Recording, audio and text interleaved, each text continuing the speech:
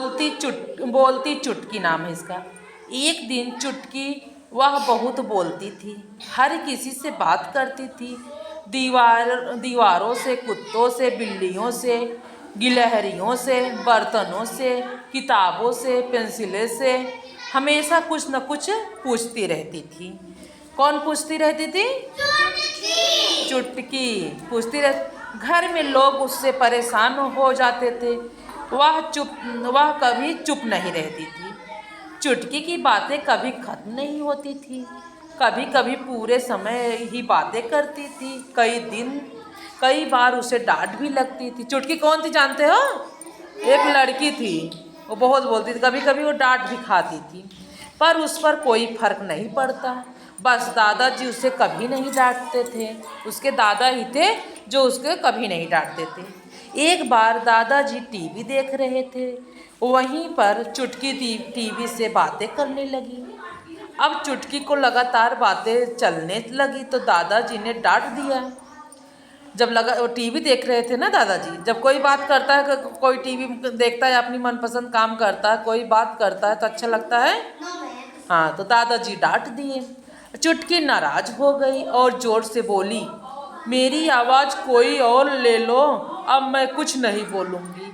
चुटकी ने कहा, मेरी आवाज़ कोई और ले लो, अब मैं कुछ नहीं बोलूँगी। अगले ही पल से चुटकी की आवाज़ गायब हो गई। अब चुटकी की आवाज़ गायब हो गई। जैसे ही चुटकी कुछ बोलने लगी तो पाया कि वह बोल ही नहीं पा रही है। उसने बहुत कोशिश की मगर उसके मुंह से कोई आवाज़ ही नहीं निकली। घर के लोग डर गए, चुटकी की आवाज़ कहाँ चली गई और क्या हुआ उसकी आवाज़ को। सब ने उससे बहुत बुलवाने की कोशिश की मगर उसकी आवाज़ नहीं आई। उसको डॉक्टर के पास ले गए। डॉक्टर ने उसे कुछ दवाइयाँ दी, फिर भी वह ठीक नहीं हुई। वह सारा दिन चुप रहती। 3 दिन बाद घर के आंगन में एक चिड़िया आई और ज़ोर ज़ोर से चहचहाने लगी। चुटकी उसकी आवाज़ सुन रही थी। उसे लगा जैसे चिड़िया उसी से बात कर रही है। चुटकी को लगा वो चिड़िया उसी से बात कर रही है। अचानक उसके मुंह से निकल गया, मेरी आवाज़ गायब है। उसकी आवाज़ सुनकर घर के सभी लोग दौड़े। चिड़िया ने कहा, उस दिन मैं तेरी आवाज़ लेकर चली गई थी और कैसे लगी? यह सुनकर सभी हंसने लगे। चुटकी अब चिड़िया से बात करने में लग गई।